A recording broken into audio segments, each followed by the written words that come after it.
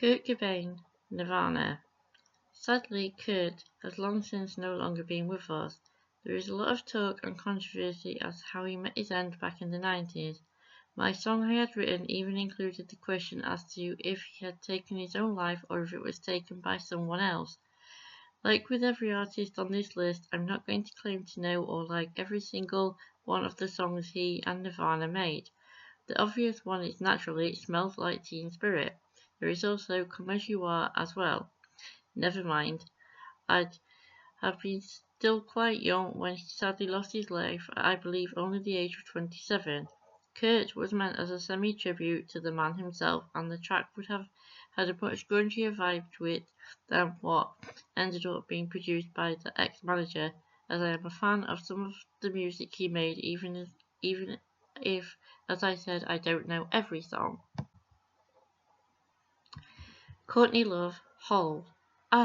Kurt's wife and the lead singer of Hole. I can't actually claim to know more than one song that she sang in her own band, and do primarily know her as being Kurt's wife and the controversy around her and Kurt's death more than anything, so I can't claim to be a fan of her music really. I am just aware of her as she will fit in with that more grungier side of things I got into, I guess. Chris Cornell, Soundgarden. Another artist who, as of 2017, was also no longer with us. Other than Soundgarden, he was also in Audioslave and a one-off tribute band called Temple of the Dog, a tribute to his friend Andrew Wood. I know him for the song Black Hole Sun. Is one of my favourite tracks. His loss was deeply felt, including, I believe, very much so by Chester Bennington of Linkin Park, who sang a heartbreaking rendition of Hallelujah at his funeral. One More Light also has meaning to this friendship. Chester Bennington, Emily Armstrong, Linkin Park. Chester has left a legacy of songs from One Step Closer and Numb to One More Light that still speak to a generation of people who grew up having listened to his voice. Though he's only one of the two singers in the group, there is such a resonance to him singing the words, especially after the passing of good friends like Chris Cornell.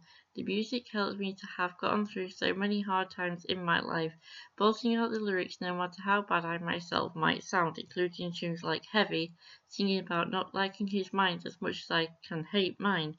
Emily will have had big shoes to fill taking on the co-singing role after Chester's death, but from the 2 or 3 songs I've heard, I do like her voice too. Goo Goo Dolls. Shout out to Disturbed Sound of Silence too. Iris might be the only song I know, and it might be from a Meg Ryan Nick Cage movie, but its lyrics pulled at my heartstrings because I want everyone, including myself, to know who I am. I'm also giving a shout out to Disturbed's version of The Sound of Silence to have equal footing for me in meaning something. No offense to the original, but that voice really packs a punch to the song as it grows, and it can really make me cry as I sing along. For a song to be part of my playlist, it's got to connect with me, and these 2 songs really do. Dolores O'Riordan, Cranberries. The most well-known song to me is definitely Zombie, though I do recognise Linger as well, and I'd probably recognise other songs she sang if they came on. But Zombie, especially its video, really stands out because of Dolores' roots and the Troubles, as they got called. That imagery, including her all covered in gold with what I think are cherubs or angels around her, and that beautiful strong Irish lilt to a voice I could only ever dream of sounding like her. Hayley Williams, Paramore. Paramore, and no doubt, I believe, may have had very similar internal troubles with having a female presented up front as a lead to the whole group. Hayley and Gwen were the ones out there belting out the tunes, in Hayley's case tunes like Misery Business, which the music business can very much be the business of misery and cause so much conflicts for bands, especially when they start off young in such a cutthroat world. One of Emma Blackery's favourite groups, I believe, was Paramore, and if you look her up you can see that Hayley and then later Taylor Swift have been there somewhere as her inspirations as well as mine. Amy Lee, Evanescence. The beautiful Amy Lee. Of course, I first heard her on the song Bring Me to Life, but I also heard My Immortal and Call Me When You're Sober, among many others. Her voice is stunning, very ethereal and gothic, and is one of the many singers bands that appealed to me alongside other groups like Nightwish, Within Temptation, Fall Out Boy, My Chemical Romance, and so many more I've not really discussed here. Kate Bush. I wanted to end on one from way back into the 1980s.